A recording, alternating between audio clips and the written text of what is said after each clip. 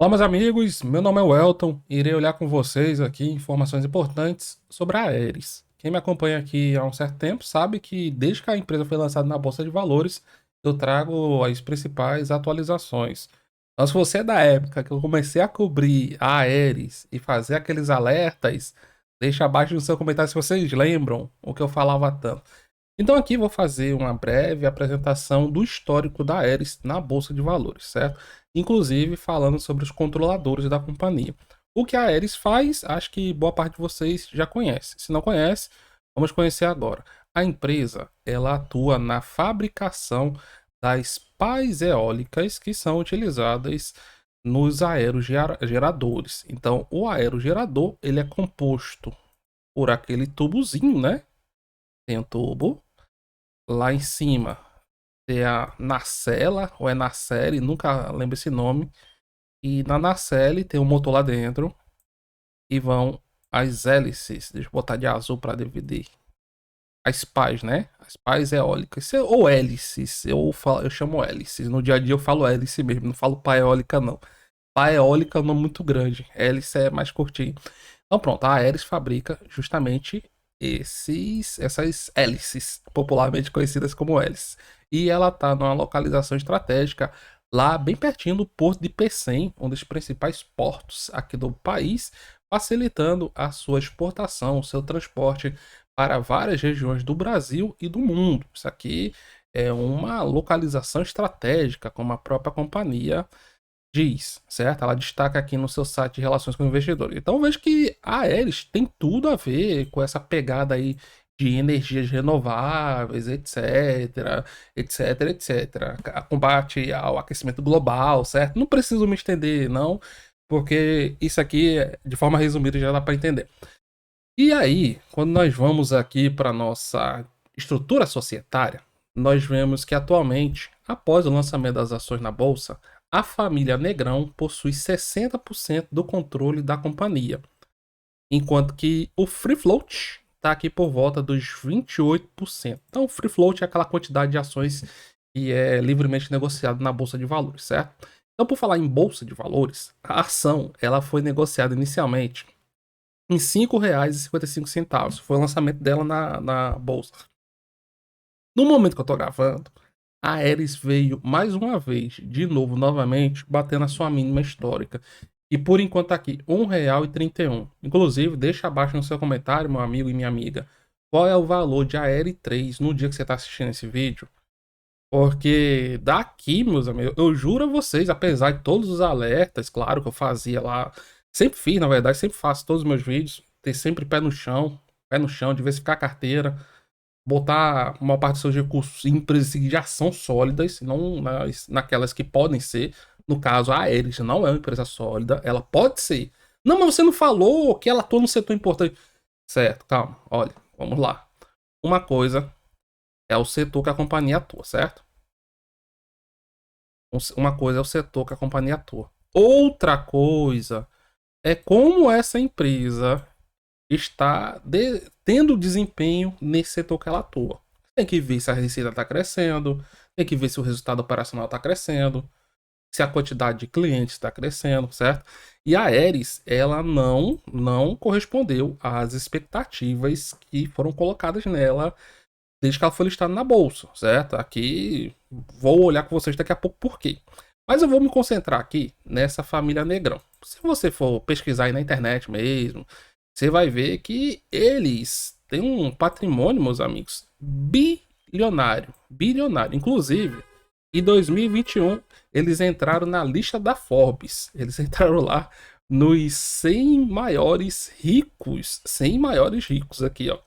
Centésima posição, meus amigos. Agora deve ter dado uma mudada, né?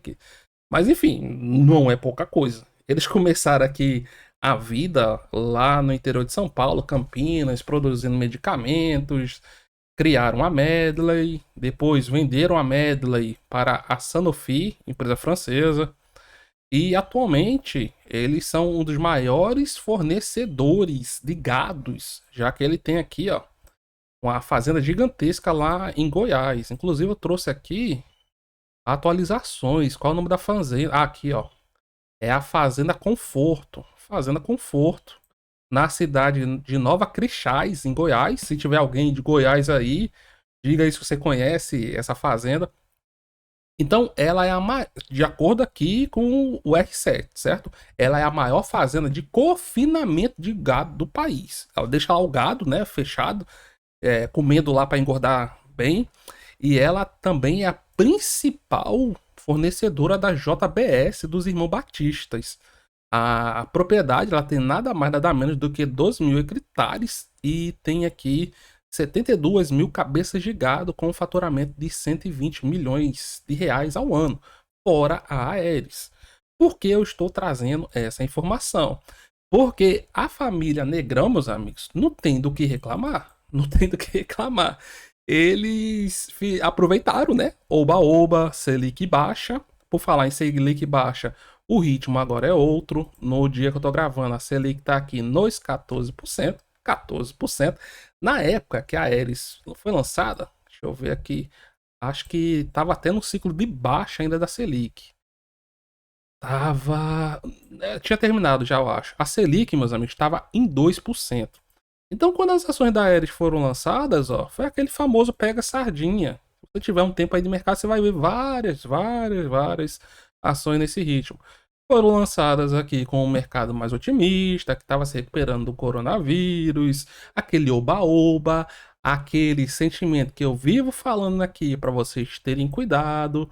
Quando tudo tá subindo, meus amigos, o sentimento que vai imperar é esse, ó. Euforia. Euforia. Euforia, meus amigos. Todo mundo eufóricos. A sardinhada lá toda ouriçada. Aí depois que o negócio começa a reverter, é o medo, é pânico generalizado. Generalizado. Pronto. Esses dois sentimentos, medo e pânico, sempre movimentaram o mercado e sempre vão movimentar. Tá, isso eu já sei. Como é que o Sardinha faz? Simples. O Sardinha, ele estuda a companhia. Se for uma empresa nova na bolsa, ele já liga o sinal de alerta. Tá, mas eu gostei do segmento que ela atua, etc, etc. Tudo bem. Mas não é uma empresa sólida. É uma empresa que vai ter que conquistar o seu caminho no mercado. Então você bota um capital pequeno nela, dá ruim com pouco. E a maior parte você investe aqui em empresas boas, empresas sólidas. Essa é a questão, certo? Vou tomar um bolinho d'água aqui e agora vamos voltar para eles. Então, para a família Negrão, cara, tá tudo bem. Eles fizeram aqui, ó, parceria com essas instituições financeiras. Entraram em contato aqui, ó, com o BTG, foi o coordenador líder. BTG falou assim: opa, XP, vamos lá. Morgan, Santander, Citi, Safra, vamos que vamos. Vamos botar essa ação aqui para a Sardiada comprar? Vamos. Então, inicialmente, a companhia estava prevendo arrecadar. Aqui, quer dizer, ela arrecadou aqui, ó, por volta, né, de 1 bilhão de reais, 980 milhões de reais. Ela queria arrecadar até mais, porque o preço inicial dela era lá nos 6 a 8 reais. Acho que aqui até tem, ó. Aí o que eles fizeram? Alguns meses depois de lançar na Bolsa de Valores. Os controladores da família Negrão, eles tinham concordado em ficar com uma certa quantidade de ações durante um determinado tempo. Eu não lembro se eram 6 meses ou um ano, certo?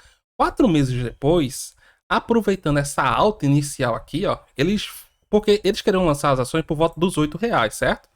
Só que o mercado não aceitou pagar o valor. Falou, não, tá muito caro. A gente paga 5,55. Porque quem define o preço são os grandes. Então, o preço da Aeres pegou aquele pega sardinha, né? 13,85. Quando eles viram que o mercado não estava querendo botar muito acima dos 14 reais, taxa de juros estava com expectativa de subir, mercado já estava começando a dar um nó, o que, é que os controladores fizeram? Quando viram que o preço estava começando a cair, opa, vamos vender. Eles venderam mais ou menos aqui, ó, nessa faixa de preço. Eles venderam em março de 2021, então foi por aqui, ó. Nesse momento aqui, ó. Veja que depois que eles venderam, o mercado ainda tentou reagir, mas depois vendeu a venda. Faz tempo que a Ares não toca no R$ 9. Então, eles venderam. Vamos ver aqui, temos informações do site Valor Invest. Quando eles queriam lançar as ações na bolsa, eles queriam lançar entre R$ 6,50 e R$ 8,10. Só que o mercado não aceitou pagar isso, certo? Então, eles aproveitaram lá que as ações tinham se valorizado. Foi, opa, BTG, nos ajuda aí, cara. Libera a gente do lockup para vender mais rápido, vender antes. O BTG e as outras instituições aceitaram. E a família Negrão levantou aqui mais R$ 135 milhões, vendendo as ações a R$ 9. R$ 9. Meus amigos, de lá para cá o papel se enrolou cada vez mais. Então o que eu tô falando com isso? Eles arrecadaram lá 135 milhões com isso. No lançamento das ações, eles estavam prevendo aqui quase 1 bilhão, mas o valor efetivamente arrecadado foi esse aqui, ó. 1,129 bilhões de reais. Ações lançadas a 5,55. Então, apesar do setor de energia eólica ter um grande potencial, isso não é o suficiente. É a mesma coisa de você investir na Oi pensando que ela vai dobrar de valor só porque ela atua no setor de telecomunicações, que sim, é um setor com muito potencial. É a mesma coisa você investir na Inepar pensando em ficar milionário do dia para a noite, porque ela atua no setor elétrico, que é um setor muito importante. Sim, é um setor muito importante, mas a empresa é uma empresa enrolada. Entendem a diferença? Não é porque o setor é importante que a empresa ela vai subir de valor, dobrar pro resto da vida. Não é assim que funciona. Se fosse assim, seria muito bom. Então, na minha opinião, quando nós vamos olhar aqui os resultados da Aeris, nós notamos aqui coisas que, infelizmente, eu acho que não tem como deixar de falar, né? Porque, ó, antes de entrar na Bolsa de Valores, era a receita subindo trimestre após trimestre. Foi só entrar na Bolsa de Valores que o negócio começou a se enrolar. Veio dar uma recuperadazinha aqui na receita nos últimos 2 trimestres, mas mesmo assim, ainda está abaixo de quando ela foi listada na Bolsa. O cenário é outro? Sim, o cenário é outro. Mas coisas além da receita também chamam atenção. Eu vou aqui, por exemplo, na quantidade de pais. Antes, a companhia é assim, vamos falar diferente, linhas maduras e não maduras, né? Linhas maduras são as linhas de produção que tem os custos menores. Elas são as linhas com mais de 12 meses. Linhas não maduras, elas têm um custo de produção maior. Lá em 2020, no final de 2020, a companhia tinha apenas 8 linhas de produção maduras e produziu 280 conjuntos de pás. Então é 280 vezes 3 pais. Então, e eram 6 não maduras, certo? Eram 8 maduras e 6 não maduras. Agora, no último trimestre, eram 13 maduras em 2020, 8. E não maduras eram apenas 4 em 2020, 6. E mesmo assim, ao invés de 280, a companhia produziu apenas 161 conjunto de pás. Não tem como eu achar isso normal. A quantidade de pás produzidas vem caindo mês após mês, trimestre após trimestre. A companhia está começando a fabricar pás maiores, etc. Mas da situação atual da Aeris, que desde que foi listada na bolsa, ela tinha margens pequenas e essas margens estão ficando cada vez menores. A companhia já está aqui no nível de alavancagem preocupante. Ela está aqui com a relação dívida líquida sobre o EBITDA, certo? 2,8 vezes, tá aqui, ó, bem em cima do limite, né? Porque é por volta de 3 vezes. E lembrando, agora os juros são outros, meus amigos. A companhia vai gastar cada vez mais aqui em juros. Então, os últimos lançamentos que ela fez, os últimos debêntures, foi justamente para alongar o prazo da dívida. A dívida maior dela é a partir de 2024. Qual era a perspectiva? Que até 2023 a companhia crescesse sua receita, seu resultado operacional, seus resultados como um todo. Ela está conseguindo fazer isso? Não. Então, quando essa dívida começar a ser paga, a companhia vai ter problemas aqui de caixa. E outra coisa que eu chamo a atenção é a questão do aumento de capital. A companhia tem autorização para aumentar o seu capital em 2 bilhões e 200 milhões de reais. Então, se houver um aumento de capital da Aeris aqui no R$1, meus amigos, É muito complicado, porque o acionista que foi diluído pela desvalorização das ações vai ser cada vez mais diluído. E outra coisa, a Ares não está muito longe do R$ 1. Então são grandes, sim, são reais possibilidades dela, nesse ciclo de juros altos, vir a fazer grupamento das ações, como outras estão precisando fazer, estão fazendo, né?